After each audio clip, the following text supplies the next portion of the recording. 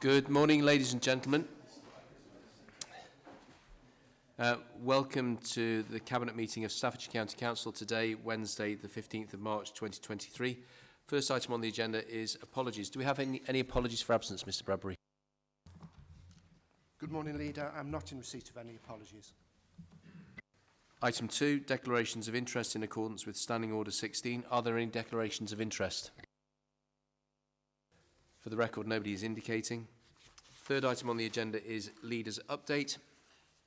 Colleagues, last week's sudden cold snap and snow led to challenging conditions in many parts of the country, especially in the moorlands. Thank you to our fantastic gritting crews who were out round the clock to keep our main roads moving safely. A number of motorists had to be rescued from snowdrifts near Leek. A reminder to us all that in those conditions to only travel if absolutely essential, and to make sure you go armed with food, water, warm clothing, a fully charged mobile, and we haven't got my script here, a spade or a shovel. The same crews who are out gritting will now be turning their attention to fixing roads, which I'm sure many people will be delighted to hear, which do take a hammering during the freezing weather, and I am delighted we can talk more about additional highways investment later in the meeting with Councillor Williams.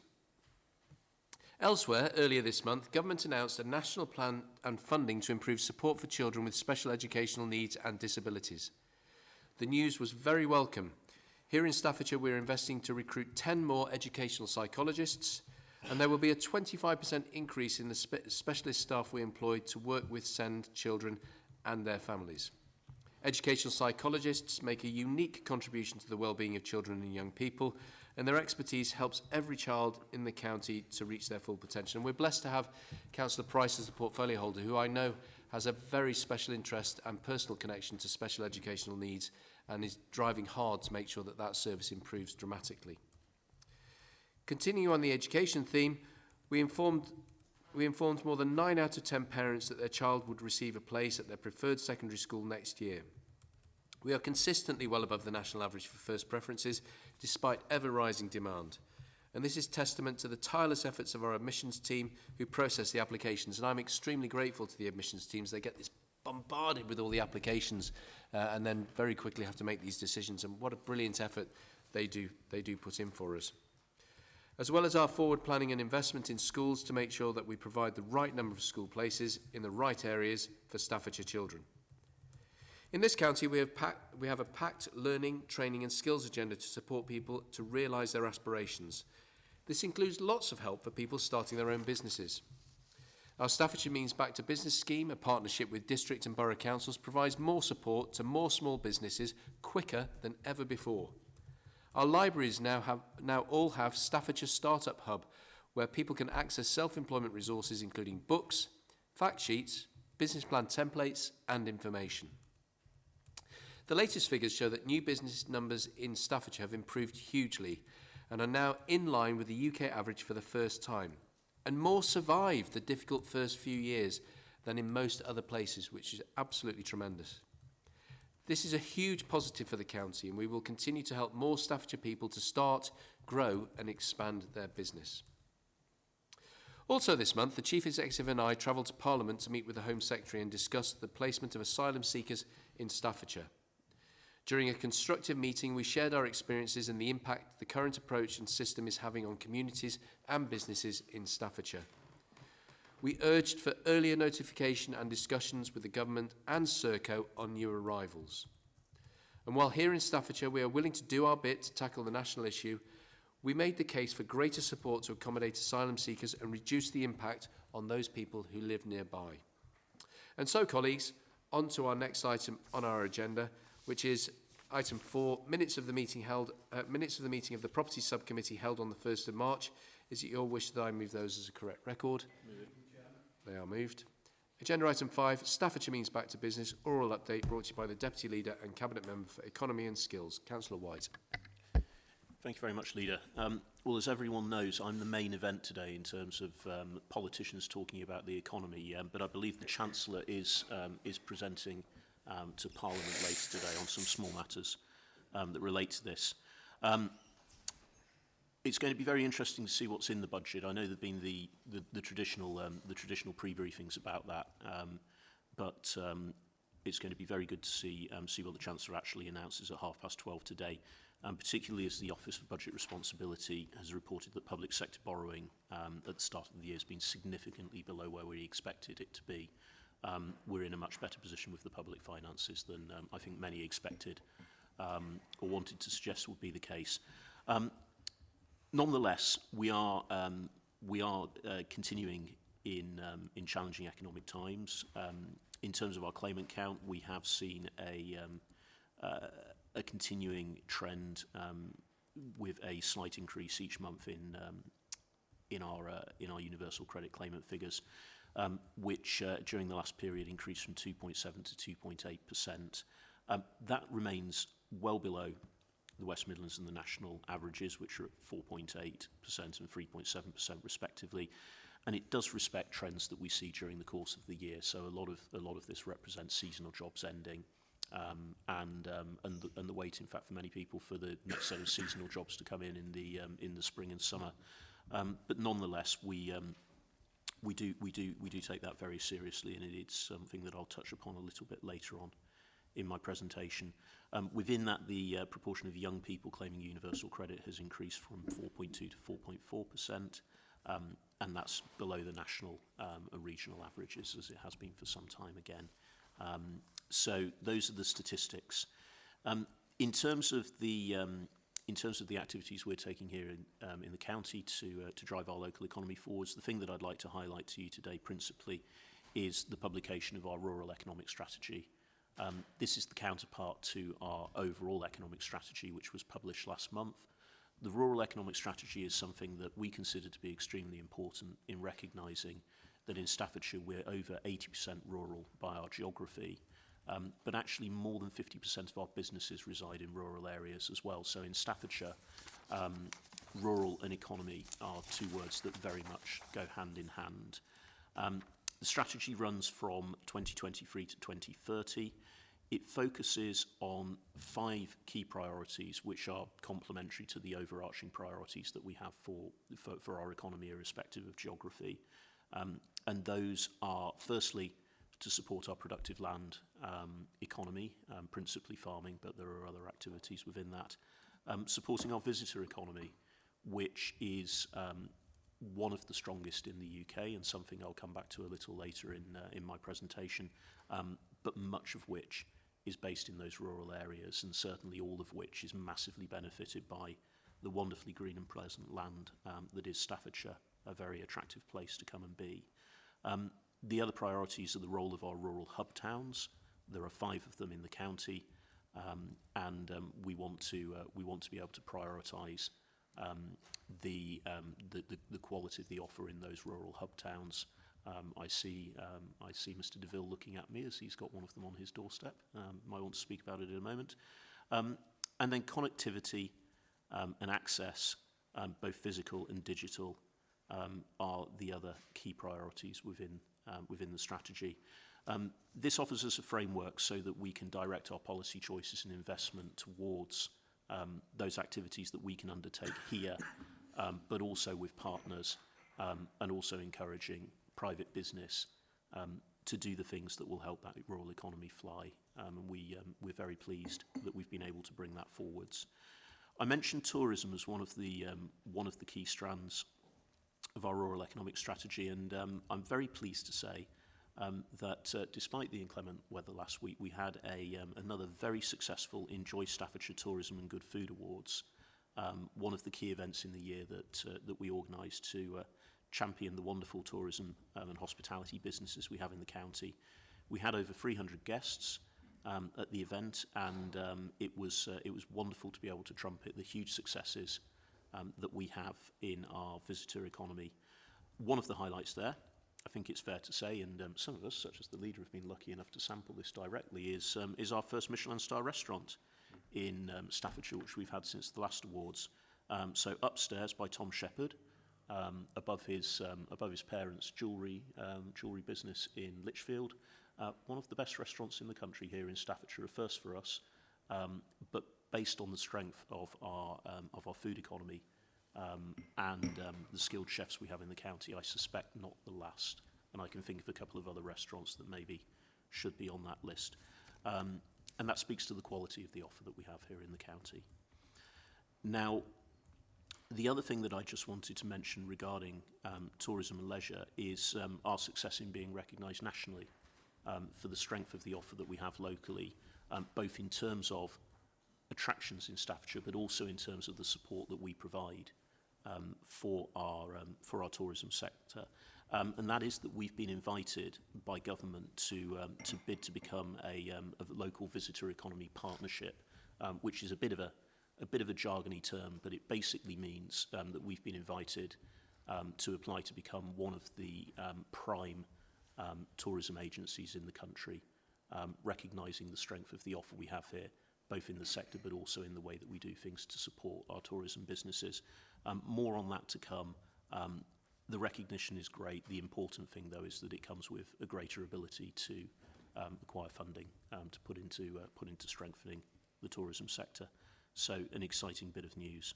The final thing I will just mention, and I've mentioned it before here, is our Staffordshire Jobs and Careers Service, which helps fuel the needs of our businesses who still have many, many thousands of unfilled vacancies. And that Careers and Job Service is now fully up and running and live. It has what I think is the golden link between people looking for jobs, employers, but also skills, with a team of brokers who can take an individual, match them up with a job, but if they need a skills package to be able to do it, to get them that as well.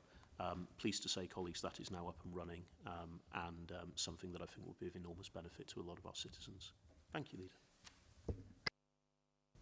Thank you, and thank you to you and your team for your continued good work on the economy.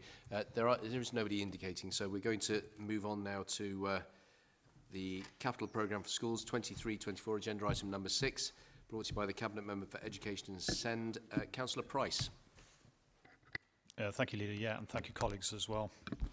Really pleased to be bringing this before you today. So, as you are all aware, it is essential that we keep the schools we remain responsible for in good conditions so that we can support the delivery of high-quality teaching and learning in Staffordshire. You will see in the report that we are investing more than £43 million in schools through our capital funding. The report details the source of funding that we'll be using aligned to our corporate priorities and delivering value for money. The programme presented to Cabinet for approval uses the planned maintenance approach, which enables coordinated programme of repairs and allows resources to be targeted where they are most needed to reduce the effects of unsatisfactory premises on pupils' education. We will also see more schools benefiting from our decarbonised programme, directly contributing towards our carbon net zero goal. And that will be new boilers, insulation and other additional work. You can find the details of that actually in the report. So through our analysis of additional school places funded through basic need allocation, you will see that by 2031 we will require roughly 5,800 places for mainstream primary and additional 2,700 places for mainstream secondary education. The capital programme for schools is monitored and reviewed by corporate finance, strategic property and the school organisation team to ensure that development of new schools meet the demand for places. I'm pleased to be seeking approval to commission the building of 2 new primary schools, initially opening in Stafford and Lichfield, ready for September 2025. Those details can be found in the report, but I am pleased to say one of those will be in Burleyfields in Stafford and the other one will be a new school south of Short Butts Lane in Lichfield. Both of them will be a 2-form entry school. And the work that we do around the Capital Schools programme also enables us to make sure that the right school places are in the right areas for parents to be able to send their children through, and that enables us to make sure that parents can have that choice locally to put their send their children to their first place provision, which, as Alan mentioned, or the leader mentioned, earlier in his speech. I'm also pleased to confirm through the DFE school rebuilding programme, 4 Staffordshire schools, 3 secondary and 1 primary, have also been selected with further details in the Appendix 7. We have discussed previously using the high needs provision capital allocation to deliver across the mainstream placements with the development of resource bases as well as local availability of high needs places. This is currently being developed and further information will be available early in the summer, and I'm looking forward to bringing that to Cabinet. And that's around making sure that we can try and keep children with special educational needs, not necessarily if they are moderate learners, out of special schools, and enabling them to be more independent and working on a mainstream site. It is a detailed report, and I do thank officers for the report and the work taken place to provide the children and young people of Staffordshire with the school estate to deliver that high quality education. Thank you. Thank you. Does anybody have any questions for Councillor Price? Councillor Jessel.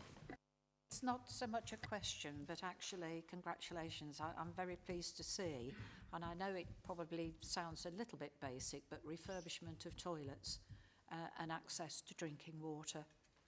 I think it is something I can remember a long time ago when I was at school. The toilets used to be outside.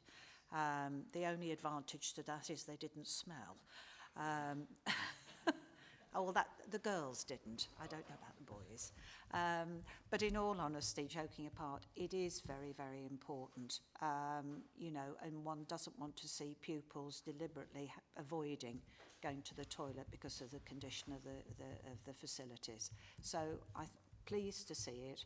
As I say, it's a small part, but a very essential part of the investment programme, and also access to drinking water. Again, for the same, dare I say, slightly public health reasons, I think it's very good, and I'm glad it's been recognised as important. Councillor White. Yeah, thank you. Thank you very much, Leader. So, having done the education role myself, I know how hard it is to get this right, and that's despite the fact that we spend an enormous amount of money on our schools in Staffordshire, don't we? We are massive investors in the education of our children, but there's massive demand, and our expectations are not just to fulfil. There's a description in the paper, because it's the description that government uses of basic need allocation, which is about having a school place for a child. But we don't do this in a basic way in Staffordshire, do we? We expect very high standards in terms of the learning environments that our children live in. And I was reminded of that this morning when I had to drop my wife off at her secondary school, the new build one that we constructed a few years ago, and I found myself waiting for the gates to open, saying to her, "It does look amazing, doesn't it?" And she said, "Yeah, you know, it's a great place to work, and we have so many great schools like that, physical environments, because of the investment we're making, and things like toilets, making sure they're safe environments, that children aren't afraid to go to the loo during the day, things like that, incredibly important. Open spaces, bright spaces where children are inspired to learn. We do all of this through this programme. It's a bit dry on the page, but it's incredibly important, and we do it really well here. So, big well done to you and the team for delivering this again this year, and lucky children in the schools that are going to benefit from it. Councillor DeVille. Yeah, thank you. Just to endorse the words of the Deputy Leader, Chairman, great report, Councillor Price. Thank you for bringing this today. I think the important thing is, I, like other members, regularly visit schools in my area. I'm extremely proud of the schools in our area. I'm extremely proud of the work that our great teachers do. And I think this report clearly shows the emphasis that we place on the future of our children. In fact, Chairman, the first two reports that we've seen today are incredibly important. The report from the Deputy Leader earlier emphasises the importance of our rural economy. These two reports clearly show that we prioritise efforts and we prioritise investments into areas that really need it. A great report, Councillor Price. Thank you.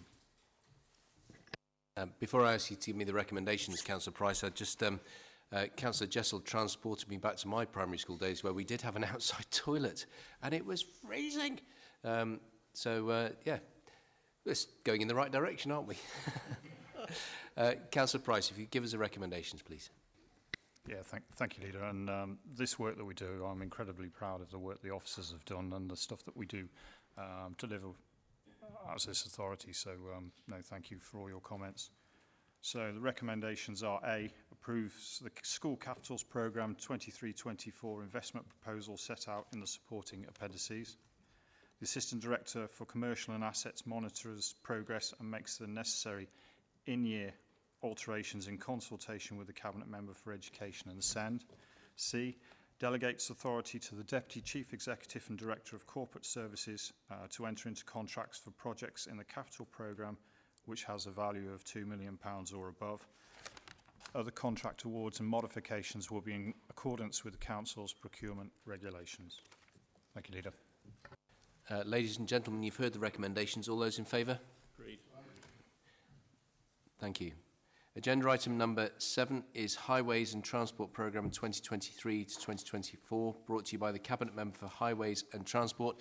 Councillor Williams, good news. Yes, your leader. Good morning, everybody. Good highways are important for this council, for residents, for businesses, and for helping us to deliver our economic growth ambitions. With a road network the size of Staffordshire's, it's always going to be a costly challenge, and we do have to work with the budget available and the competing priorities for this council. However, I'm delighted to say that we're now looking to invest an extra £30 million over the next 2 years. This is on top of the £50 million annual spend that will help fund 5 major road reconstruction schemes at key locations into towns, resurfacing of 9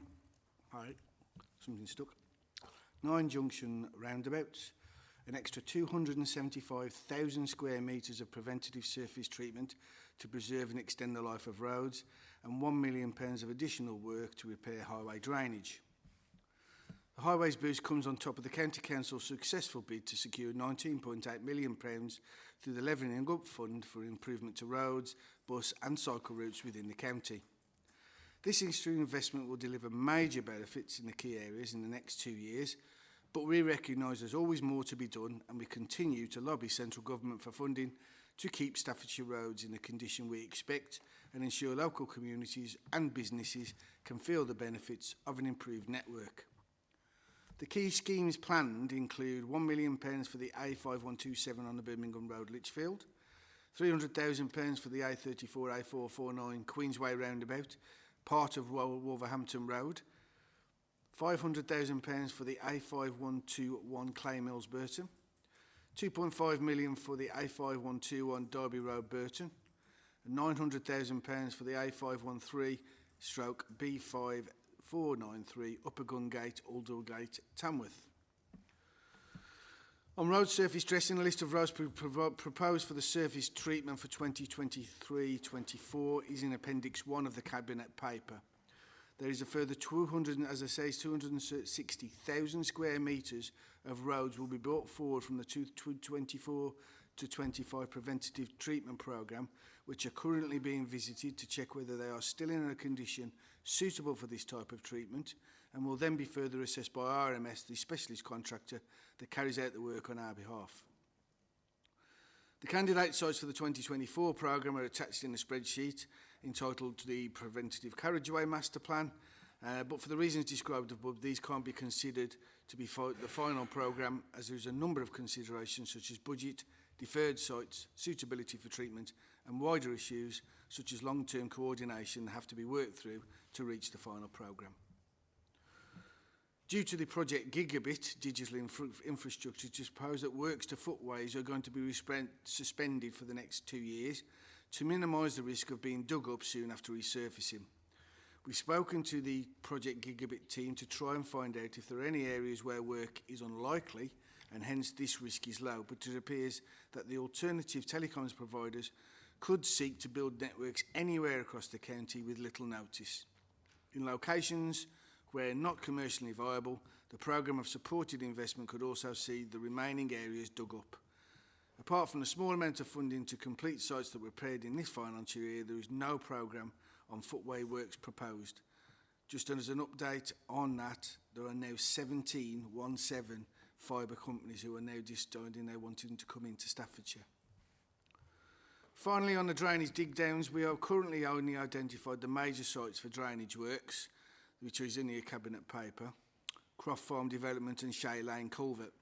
Although we have a long list of sites where we are aware of drainage issues, These need to be reprioritised and be given an initial cost estimate before the programme is put forward for approval. The drainage programme can often be affected by sudden collapses of system, such as the Shay Lane culvert, and hence does continually evolve throughout the year.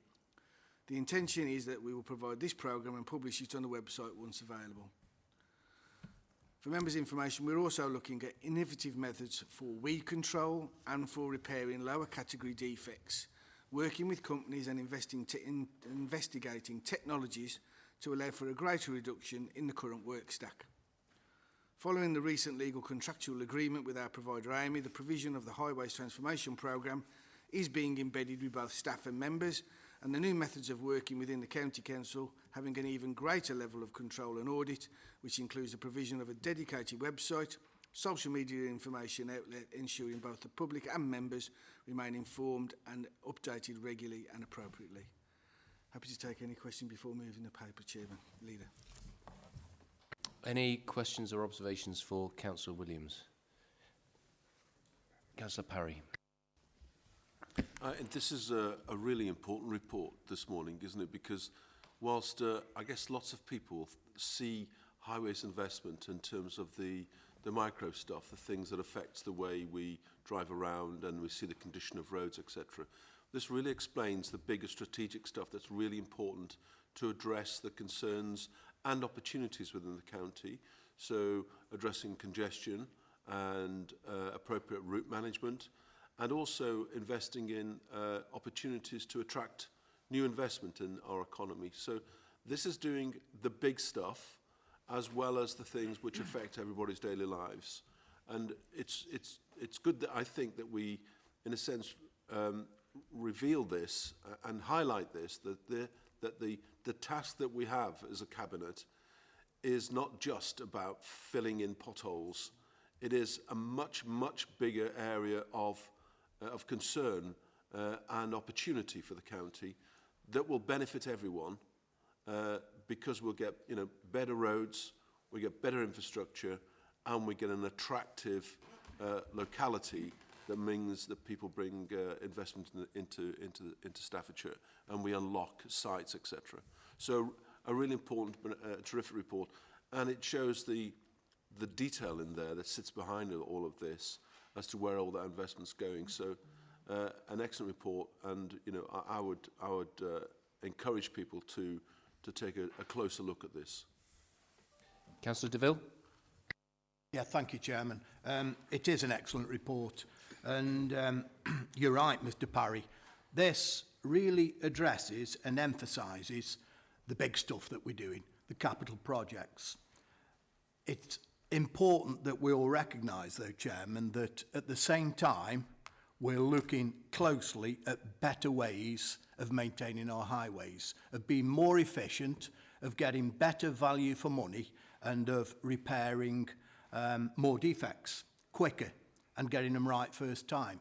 So whilst this is high level, I think it's essential that we do continue the work that people see. People see it every day, every time they get in the car and drive to the shops, to doctor's appointments, to work. Everyone uses our roads. So whilst the last report that Mr. Price bought, I think we emphasised then that we're looking after people who need it most, looking after the well-being and the future of our children. This report, we're looking after everyone in the county. Everyone uses our roads. So whilst it's big picture stuff, and that's massively important, we've also absolutely got to keep our fingers on the pulse with regard to the everyday operational stuff. We need to do that better, we need to do it more efficiently, and we need to get greater value for money. By doing that, then all of our taxpayers out in Staffordshire see those benefits, feel those benefits, and enjoy the benefits. So we keep our eye on the big picture, but we also absolutely, Chairman, look at the operational detail around this to provide excellent roads, which then present us with the economic opportunities that Mr. Parry mentioned and the Deputy Leader mentioned earlier. Companies will come to Staffordshire if the infrastructure is there. The infrastructure is there, but we've absolutely got to hone on operationally to improve the quality of our roads. Thank you, Chairman. Thank you, Councillor DeVille. Councillor White. Yeah, thank you, Leader. Thank you, Councillor Williams, for this report. It's quite a big report, isn't it? And it's quite detailed, and that's because these operations are complex in nature. Everyone thinks that they're an expert in highways engineering because they drive over the roads. But as this paper goes some way to demonstrate, the devil is in the detail. And the most important detail in this, for me, and the one that I want to draw out, is the fact that this is a 2-year programme. We know that for many years we have suffered from short-term funding decisions regarding highways, whereas the maintenance of our highways asset and making sure that our roads are to the standard that we want is a long-term endeavour, and we need to plan when we're doing these big programmes that involve digging up and replacing entire roads and doing other major works. We need to plan them so that we can do them efficiently, we can do them in a way that minimises disruption, or means that disruption happens at the time that's the least worst time for people in an area. What we have done here, what you and your team have done is, through using the resources that Staffordshire County Council itself can generate through our taxpayers, is to create a 2-year programme. That's something that I hope we will be able to continue to do in years to come. It means that we can continue rolling with these activities rather than the stop-start whilst we wait to find out how much money is coming from government. But as there is a budget today, and I believe the Chancellor is always open to last-minute suggestions from people, I do hope that there might be a bit of further investment in our highways. We are ready to receive further investment. We do plan ahead in terms of schemes that we can deliver if government chooses to grant us some further money to do so. So I hope that might happen. It's just my suggestion to go in the box, and yes, I will keep my fingers crossed that might happen. Thank you very much. Thank you, Councillor White. Now, I think we're getting hints of the government announcing a tranche of money to go into highways, perhaps as much as £200 million. But I just want to manage people's expectations who might be watching this. £200 million, when it's divided across all the highways authorities across England, actually probably only works out to be a couple of million for Staffordshire, maybe a bit more than that, but not a lot more. When government announces big sums for local authorities, they sound big, but once they're divided by the 150-odd upper-tier local authorities, it doesn't actually work out to be quite that much on the ground. So whilst we would welcome that, and we would welcome any additional investment the government is choosing to put in, we do need to remind ourselves that the government took quite a bit of investment from us only a couple of years ago. I think it was around the £10 million mark. So putting some back is good, but it's not going to solve all our problems for potholes. But it will be efficiently spent. I think that's the important point. We will spend it efficiently. We will make sure it goes into potholes. It is likely to have strings attached to it, but it is a welcome addition in any event. But I will go back to previous appeals that I've made, which is, oh, dear government, please give us consistent funding over a period of time so that we can plan. I think that's my overall message. Councillor Williams, you've heard the comments, all positive, which is really great news. I look forward to seeing fantastic delivery on the ground. I know that there's a team of 3 of you around the cabinet table, the transformation team, Councillor DeVille, Councillor White and yourself, who are on this, making sure that we are delivering efficiently for the people of Staffordshire, and I hope that we'll be able to see some significant improvements in the highways over the next coming months and years. So, Councillor Williams, nobody else has indicated to speak, so we're back with you to sum up and give us the recommendations, please. Very, very happy to get some positive feedback for highways. It's not very often, but it is a real bonus. Well, you usually do, Leader, but thank you for that. It is a lot of work, and I have to say I appreciate the work of Darryl, James and the team that have done it from their side, as well as the community highway teams who we are developing these plans with. And it's really important that we bring our teams on with us to ensure that we can get the correct delivery. Therefore, I'm going to recommend to Cabinet that the 4 parts are: Cabinet considers the report and approves the Highways and Transport Capital Investment proposal set out in the supporting appendices, noting that at the time of writing, the allocations for the Department of Transport have not been provided as yet.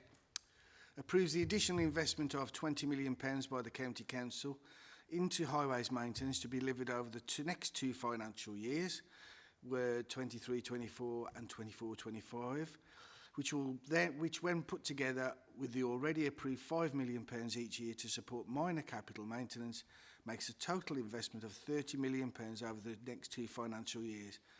And I thank the members for finances for allowing that to happen. Approves the progression of the programme of developer-funded S278, S111 highways improvement projects and delegates authority to the Director of Economy, Infrastructure and Skills to agree the details of the works, agreements and authorise the contracts for works to be entered into. And D, the Assistant Director for Highways and the Built County monitors progress over the overall programme and is given delegated authority to make any in-year alterations and additions to the programme in consultation with the Cabinet Member for Highways and Transportation. I so submit, Chairman. You've heard the recommendations, ladies and gentlemen. All those in favour? Agreed. For the record, that is unanimous and delightful. Agenda item number 8 is Mental Health and Mental Wellbeing Strategy 23 to 28. Whilst highways is important, and it always is important, I think the health and well-being of the people we look after is as important. And I'm really pleased that you brought this today, Councillor Jessel, and I'd be very interested to hear your summation of the report that you're bringing to Cabinet this morning. Thank you very much, Leader. And you quite rightly refer to mental health and well-being. And I think that's something that's really important, that actually it's overall well-being. It's not just people's mental health, it's their physical health, because the one contributes to the other and vice versa.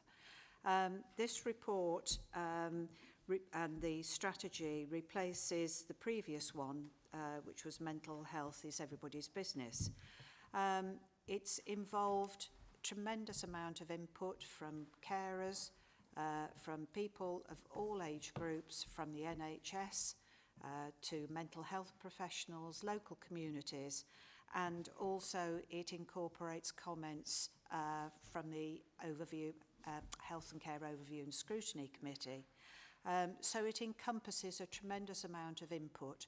And one of the key messages that came through to people is that there's so much information out there, it's difficult to know where to start to access it.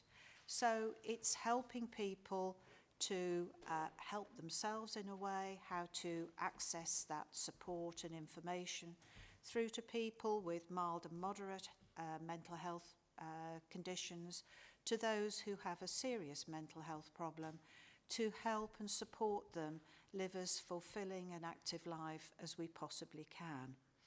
So this report sets out some key outcomes, because at the end of the day, that's what's important, is what difference is it going to make to people. It will help people to help themselves, that's access to that information, both in terms of their physical and mental well-being. Minimise medicalisation. I read an article in the Telegraph yesterday where young people, the 5 to 16-year-olds in France, are now being prescribed a whole range of antidepressants, antipsychotics, and now it's the highest proportion of young people in Europe. That is not the way to go. It just masks the symptoms but doesn't address the root cause. And I think that is something both for young people and for adults, that medicalisation has its place, but it shouldn't be the first port of call. And that is something that this document recognises. Promoting independence, particularly for those who need ongoing mental health support, that they can access it rapidly, as close to home as possible, and as I say, that they can live those active and fulfilling lives. Build and use community capacity, and I do have to thank my colleague Councillor Wilson for all the work she's doing in supporting communities, because it is important. It's that essential building block, so people in the community can be supported. And to continue to co-produce and support these services, it is vital that we get that input from that wide range of professionals and users of services, and also to encourage and support our workforce. We are a large employer, and we need to ensure that our own workforce maintain their mental well-being, and that we help them to grow their skills so that they can perform their roles in a better way. And of course, there is a role for technology, you know, whether it's a help app or equipment, and we need to understand, recognise and invest in those technologies where they will help to deliver this strategy. Now, this strategy, the delivery of the action plan will be monitored by the Health and Wellbeing Board, and it is anticipated that the action plan will be co-produced and available for June 2023. That is going to be an essential piece of that work, and there is a new framework that Councillor Sutton, as Chairman of the Health and Wellbeing Board, has ensured that there is a structured approach to monitoring the delivery of the action plan and the delivery of those outcomes. The Integrated Care Board will consider this strategy, because it is a joint one with the NHS via their normal governance processes, and I understood that that was going to be by the end of March. I have just been informed by our scrutiny manager that that may be a bit delayed. But at the end of the day, I don't anticipate any problems, but it is important that they formally approve this strategy. So I'm happy to answer any questions, Chairman, but I will move the recommendations at a later point. Thank you. Thank you, Councillor Jessel. I think it's appropriate to bring Councillor Sutton in as the Chair of the Health and Wellbeing Board. Councillor Sutton. Thank you, Leader, and Councillor Jessel. Thank you very much for presenting that report. I think this strategy fits in with our strategy on strategies, in the fact that it's easy to read. It says what it is going to do, what it says, and is not going to be used as potentially a doorstop, because it's endless pages. But yes, in relation to the Health and Wellbeing Board, the strategy came to the Health and Wellbeing Board.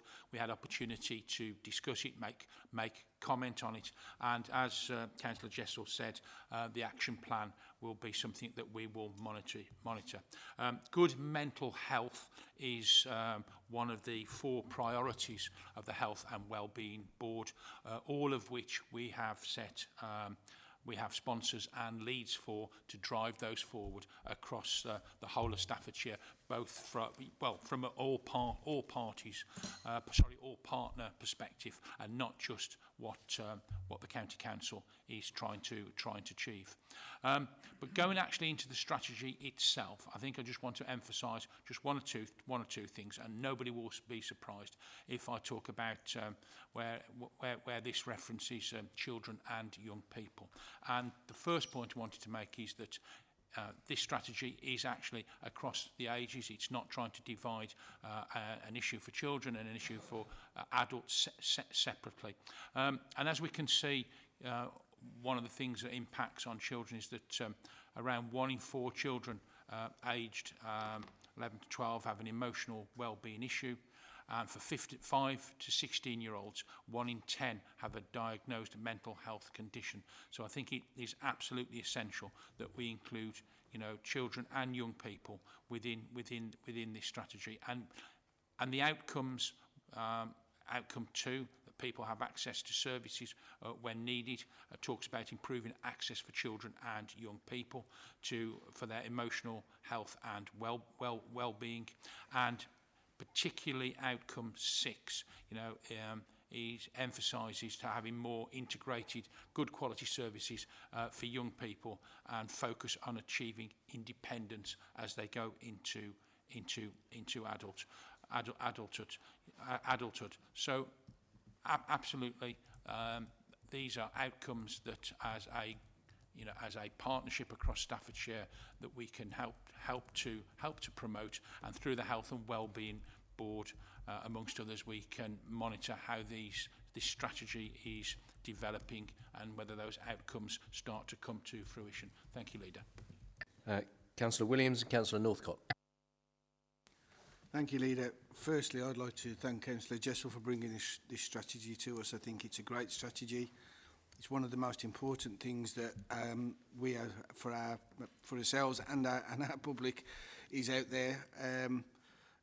I watched a programme last night, a Gogglebox 10 year on, and during that the second lockdown was announced, and the feeling and emotion that was shown by some of the people on that programme showed how much people's mental health was affected by COVID, and I think that is something that is still going on. I think the changes in the way that we live our lives and the fact that children are at home more and playing more on computers rather than being out is more than that definitely what we used to do, is something that is there, and I think mental health is absolutely critical in ensuring that people get the best quality of life they can. And realistically, I think that thing, one of the biggest ones in here, is that self-help part, that's personal resilience and learning how to help yourself cope with mental health and different things that happen to you is absolutely paramount to people being able to go forward. But obviously for those who need it, this strategy also puts in place things that will actually help them and support them. And as such, I'd also like to pay tribute to Councillor Anne Edgeler, who is our current ambassador for mental health, who absolutely continues to do this. And in my previous employment, I was also trained in different parts of mental health, Mindkind and different things. So I really think this is a really positive strategy that's the right type of thing, and it encompasses both the technological part but also that hand-to-hand and personal approach, and I think it's a triumph. Thank you. Councillor Northcott. Thank you, Leader. Good mental health. Where do we start? I think we have to embrace this. Everybody needs to embrace this. This is part of community fabrication in terms of resilient communities and resilient individuals that live within those communities. I welcome this report. I think Staffordshire's mental health is a priority that we need to take on board. But we also need to take on board from a wider perspective, such as the work that Victoria is doing with her portfolio in terms of communities, in terms of providing parish councils, the good work that's gone into that so far as using exemplar communities for parish councils to get involved with their Staffordshire Parish Councils Association, which is geared up to provide more information to parish councils and to communicate that down onto the ground through promotion of parish council well-being strategies themselves, so we can actually push that out to the wider communities, because that's very close to the ground for those that are lucky enough to have parish councils. And I say lucky enough because it is lucky enough because they are the people in contact with people very in a direct manner. So if we can help to roll out our strategy to include things like communities and parish councils, we can take that holistic approach that it's everybody's business for mental health. And this strategy goes a long way to referring to that feeling of imparting confidence and control in people's lives, because they haven't got those close communities that they've enjoyed in the past, being able to support each other. There isn't one easy answer to this, Leader, that we need to look at things that help and empower and equip people to be able to look for things that are applicable to them, and to look for things that are not a waste of time, but empowering people to look, well, I can find this is what's available. I feel empowered, I feel better control of my life because I've been able to do that myself, rather than somebody hand-feeding a strategy which, in all fairness, probably won't have the effectiveness of somebody seeking out their own mental health solution. Thank you, Leader. Thank you, Councillor Northcote. I'm struck by how much life has changed over the past sort of 40 years. I remember as a child, I'd spend nearly all my time out of the house. I'd come in for two reasons: something to eat and something to drink. Bomb into the house, thirsty, straight back out again. But times have changed, and these strategies recognise the fact that the way children are brought up has changed dramatically. But it's also striking how much of our effort and how many of the councillors around this table are really geared towards making sure that people's mental health is actually as good as it can be. One of the major ways of avoiding mental health trouble is having a good job. Councillor White is dedicated to ensuring that people have a good job across the county. Making sure that people have got connection to their community and connection to their neighbours. Councillor Wilson's role is about creating communities and helping communities to build from where they are now to where they could be in the future. Having a good education and a good start in life. Councillor Price spends his time making sure that our education is as good as it can be. And then with our district and borough partners, making sure that people have got things to do, places to go out and exercise through the role that they play at the district and borough level. There's a lot that local authorities do which is striving to make sure that people have good mental health. This strategy brings it all together, and I think it articulates it very, very neatly. So, Councillor Jessel, thank you for the strategy. I'd ask you to just sum up in a few words and then give us the recommendations, please. Thank you very much, Chairman. I think you've summed it up very well. I was going to make the point that we're all involved in this, and I think the question and the comments that have been made this morning identify that we all see this as a key element in everybody's life. So I don't really think I need to say anything else. The proof of the pudding will be in the compilation of an action plan and the delivery of that action plan.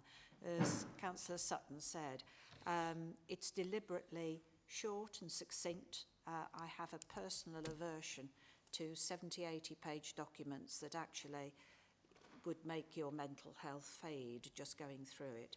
This is a fresh approach, something that people can get to grips with, but at the end of the day, that proof of the pudding is what changes and how that improves people's lives. And that's where the effort will now be put into.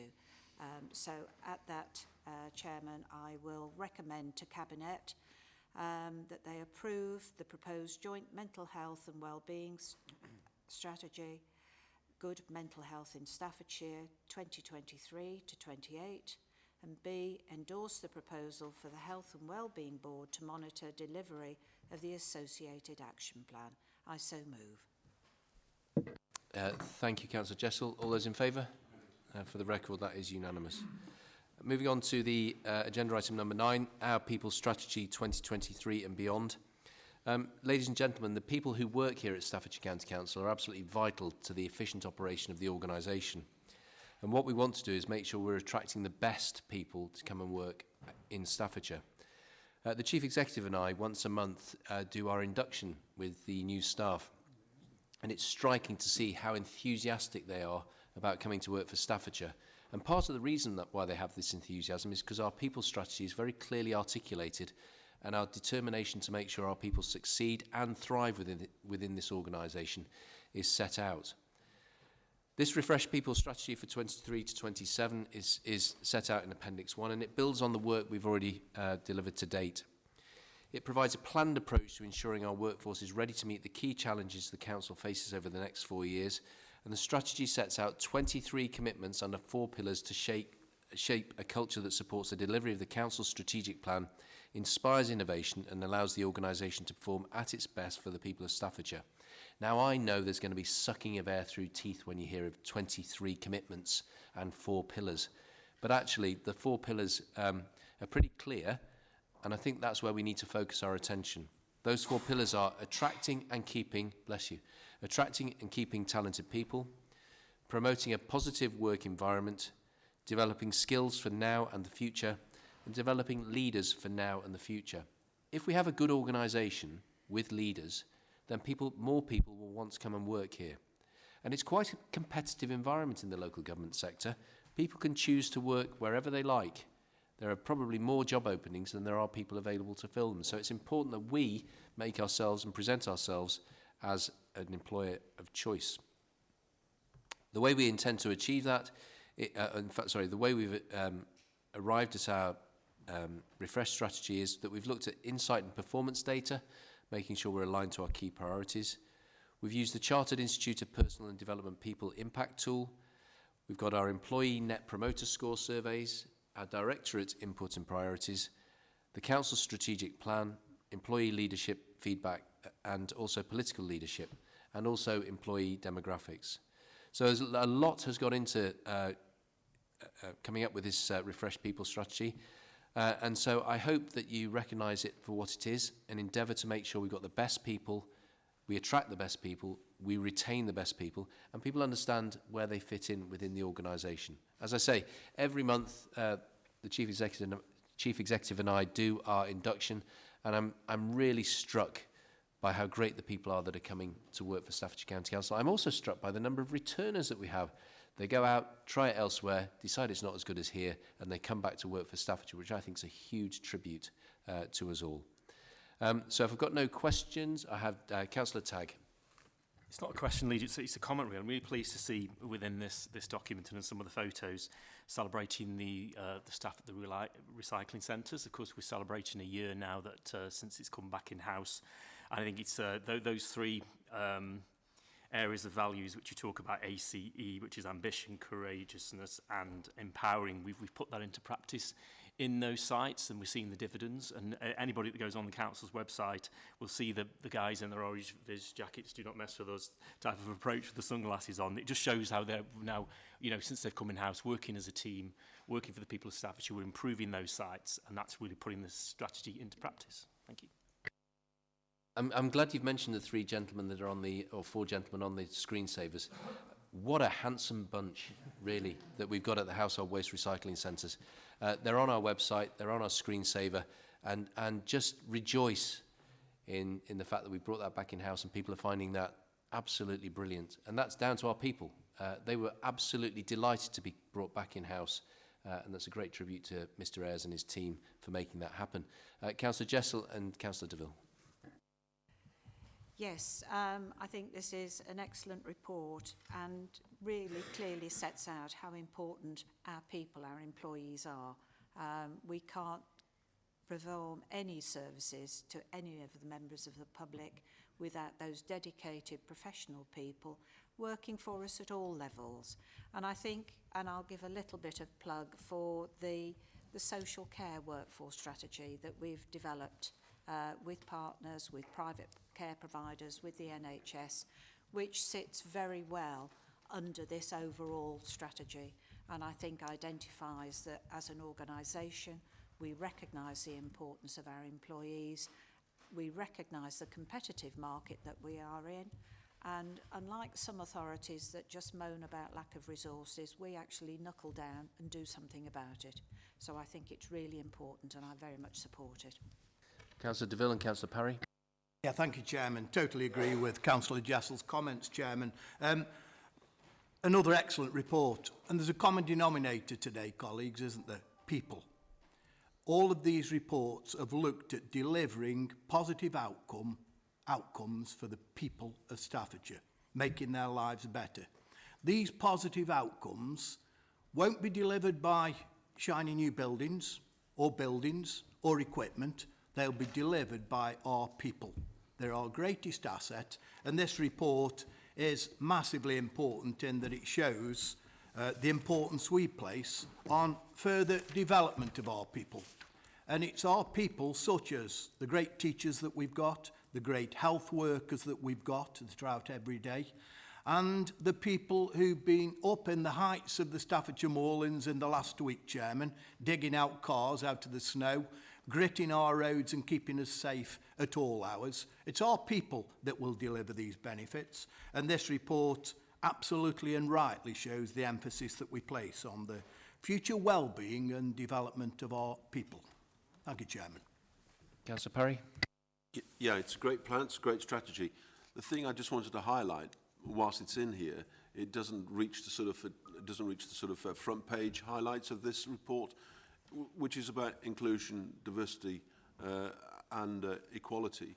And I think we can reassure people that that is very much part of our people strategy here, that we encourage people from all backgrounds, whether that's gender, race, disability, sexual orientation, religious belief, that you will be welcomed, supported and encouraged here in Staffordshire to both apply and to work here. Obviously, you know, if we look at the data of our employers here in Staffordshire, it wouldn't necessarily reflect, in a sense, the community at large. And I think we need to perhaps work a little bit harder at that, and in working out what the barriers might be to people joining the organisation and what we can do about that. But I do know that that is actually embedded in this anyway. I do know that that's an intent in this, and I just wanted to highlight that that intent exists and that we are very much supportive as an organisation which is inclusive and fair.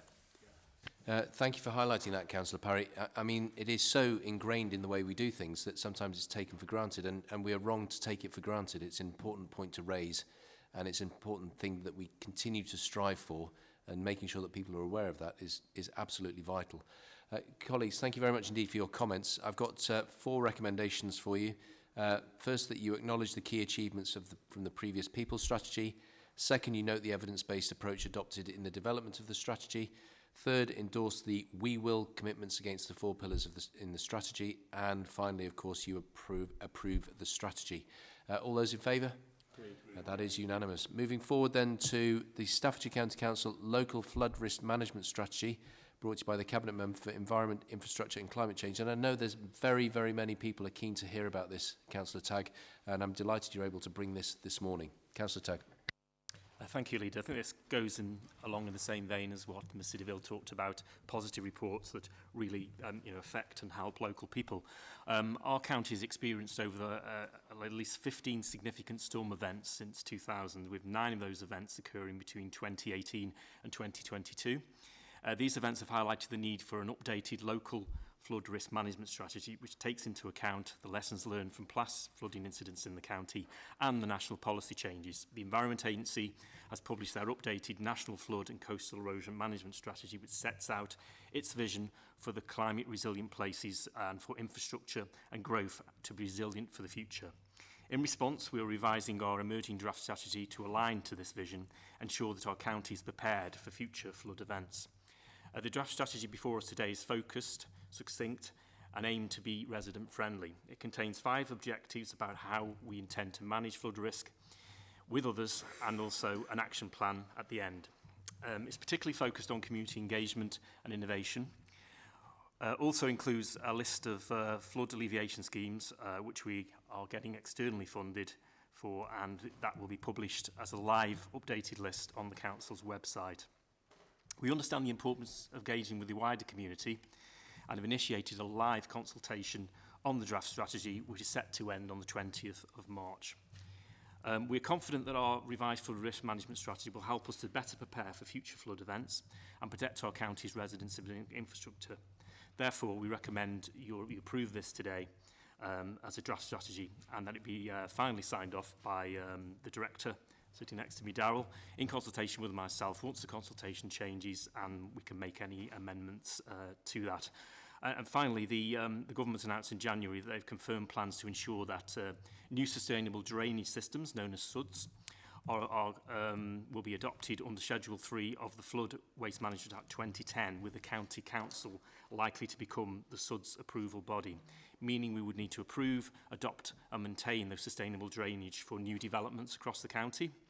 It isn't yet clear whether this will also include a retrospective adoption, which could be a big issue because of the massive schemes that have taken place over the years, and this would require, I think, significant funding, so we're waiting for the government to give updates on that as we go forward. Therefore, one of the recommendations in the report, Leader, is that the strategy be revised when necessary to take into account those changes that will come from that SUDS issue. And also, I think also there should be a live strategy and continually updated as well as we go along and meet the challenges which are of climate change as it affects our county. I'd like to thank our flood risk management team for the work that they've done putting the strategy together, and also for the partners across the county, such as Staff's Fire and Rescue and our districts and boroughs, who work with our staff to ensure that when flooding incidents happen, the public have somewhere to go to, somewhere to get help, and that we try to alleviate those through applying for funding for schemes that will alleviate them in the long term. So I will end there and move the recommendations in a moment, but take any questions or comments. Thank you. Councillor Price. Yeah, thank you. And thank you, Councillor Tagg, for bringing this, and I really welcome it. It's interesting to see on the page that says our vision, there's a picture of the Sandon Road, which is in my particular division, and you can see some wheelie bins floating down the main street. I have to say, there is a scheme now in place, but without the support of the lead flood authority, which is ourselves, collaboratively working with Severn Trent Water and the Environment Agency, that scheme may not have got off the ground. So I just wanted to thank your officers for the work that you've done to support me with this, as you have done in other areas across the county. This particular flooding issue has been going on now for, well, we've got photos dating back about 110 years. So if I, in my small term within the county council and with the full support that I've had from the county council, deliver some flood risk management in that area, it will be a win-win for the local residents. So I just wanted to thank you for bringing this to us, and I really, really welcome it. So thank you. Councillor Northcott. Thank you, Leader. I particularly want to pay thanks to Councillor Tagg and his officers for bringing this forward. I think this being a live document going forward will help us to manage flooding in our area. It's a lot easier to deal with flooding as a preamble than it is to deal with flooding that's taken place. And I think whether or not you accept that there is climate change affecting us more and more, it's important to establish that it's going to be dealt with, and there's going to be strategy like this in place to inform borough councils and district councils with their local plan that they need to plan for a different future if we're going to be getting those effects of climate change, and go to meet that. So I welcome this wholeheartedly and look forward to how it's rolled out in the future. Thank you, Leader. Councillor Williams. Yes, thank you, Leader. First of all, I'd also like to thank the highways, the drainage team, because obviously they work very closely many times with the highways people, and as members would know, that water is the biggest cause of damage to roads. So it's going to be really important to continue to work with Councillor Tagg and his team going into the future to ensure that we can keep the water off the roads, make sure that drainage is maintained, and that will not only save us money and damages to our roads, but also make a more effective road network for our residents. So looking forward to it and very happy with this report. Thank you. Councillor Tagg, the leader's about to go rogue here and ask a random question. So I've noticed over the past 20 years of doing leafleting that people's front gardens have changed beyond recognition. There used to be patches of grass and you'd walk round them. So you'd do, to do a particular area, you'd be walking 10 miles. And now they are all block paved or tarmacked, which runs off straight into the drains, which then causes the flash flooding issues, which then leads to the flooding in people's houses that they complain about. And I'm just wondering, here we go, whether or not there's something we could do with the local planning authorities about people's sort of overall desire to tarmac everything over. Because there was quite a lot of, I should imagine there's quite a lot of water absorbed by the lawns in the old patches of grass in some areas in the old days, which now just sloshes straight into the road. And one of the areas where I get a regular complaint is because the entire road is now got cars effectively what were in the front garden on block paving, and the poor old person at the bottom of the street, this is in Paisley, finds themselves in the recipient of a tidal wave of water that comes down it. And I just wonder if there's something we could do around that. I've got a couple of people indicating, because I think I've just touched a nerve. So Councillor Jessel and Councillor Parry, and then I'll come back to you, Councillor Taggart. I'm so sorry for doing that to you, because I should really have warned you that it was coming. But as I was listening to this, I thought, well, this is an issue.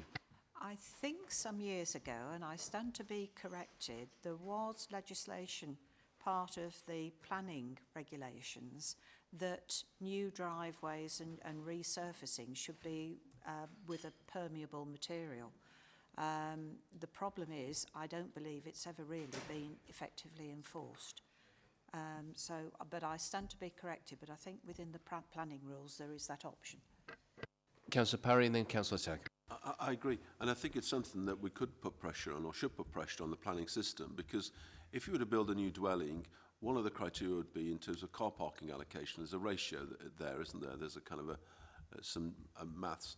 I think something similar about land drainage on a property should be present, and also the responsibilities of people with land, agricultural land or otherwise, to ensure that the drainage systems upon their land are up to it.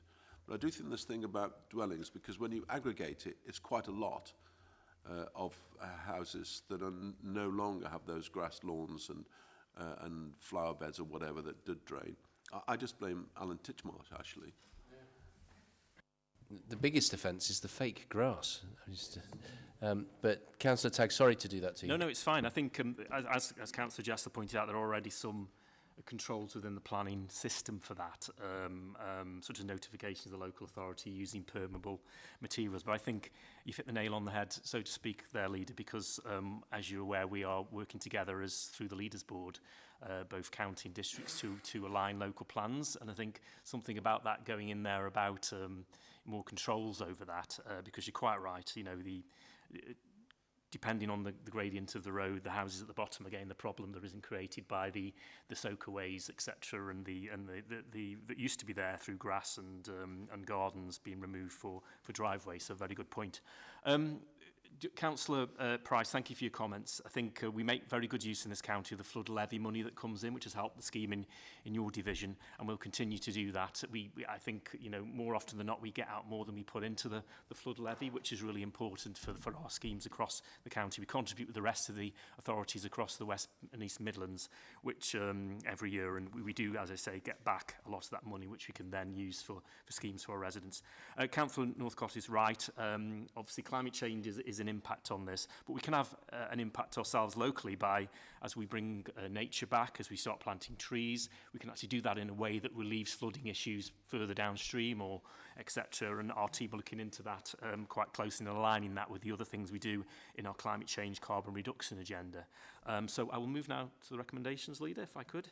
Just find them. A, that we approve the local draft local flood risk management strategy. B, approve the accompanying documents, habitat risk assessments and strategic environment assessments.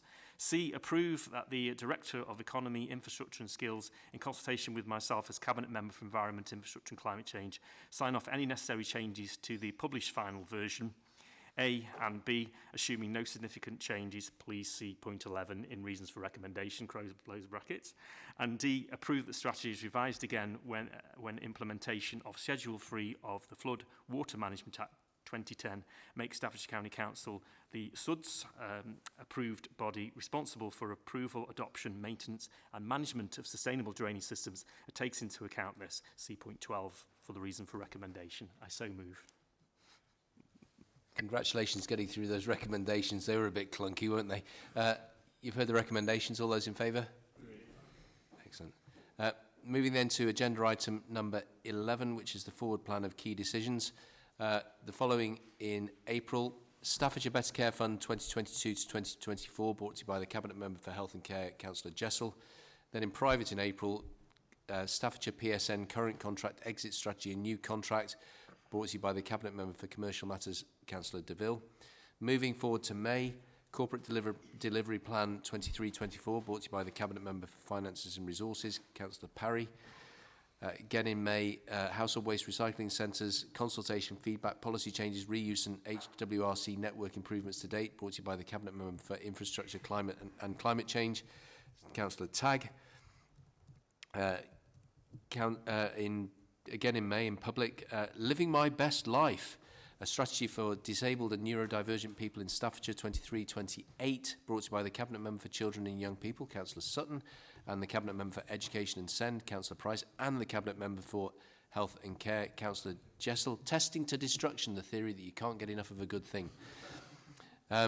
Moving then to June, in public, Integrated Performance Outturn Report 22-23, brought to you by the Cabinet Member for Finance and Resources, Councillor Parry, and the Leader of the Council, Councillor White. Again in June, Joint Coroners Service Legal Framework and Financial Protocol, brought to you by the Cabinet Member for Communities and Culture, Councillor Wilson. And finally in June, Maintenance and Minor Works Framework, brought to you by Cabinet Member for Commercial Matters, Councillor DeVille. That is the forward plan. Move now to agenda item number 12, exclusion of the public.